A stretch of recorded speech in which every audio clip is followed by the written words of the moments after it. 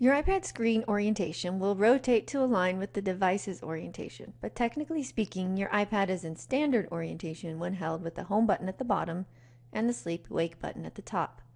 Let's take a moment to explore the various buttons and components on your iPad. The sleep-wake button will turn on your iPad or put it to sleep.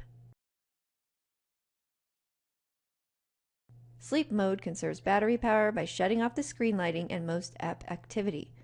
But some notifications and sounds will still be pushed, such as calendar reminders.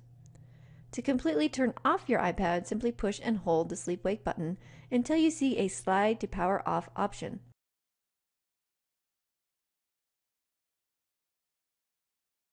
Push and hold the sleep-wake button until you see the Apple logo appear to power back on your iPad.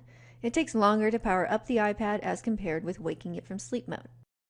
The home button will not power on the iPad, but it can be used to wake it from sleep mode. When pushed once, the home button will take users back to their home screen or home screens where the apps are listed. Double tapping the home button will bring up a list of all of your currently open apps, allowing you to easily switch from app to app. Also located on the face of the iPad is the front-facing camera, which will activate like a webcam during Google Hangouts or FaceTime sessions.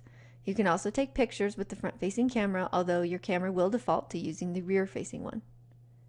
If you flip your iPad over, you'll find your speakers and the rear-facing camera. And you'll notice the volume control and the side switch. Pressing and holding the volume down button will quickly mute the iPad.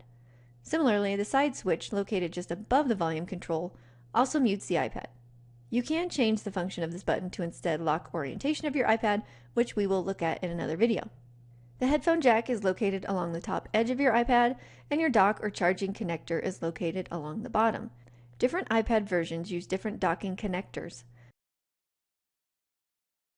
That wraps up the tour of the buttons and hardware components of your iPad. Take a moment to apply what you've learned, experiment with the various buttons and hardware elements until you feel comfortable putting the iPad to sleep, waking it, powering the iPad on and off, and using your home button and other hardware controls.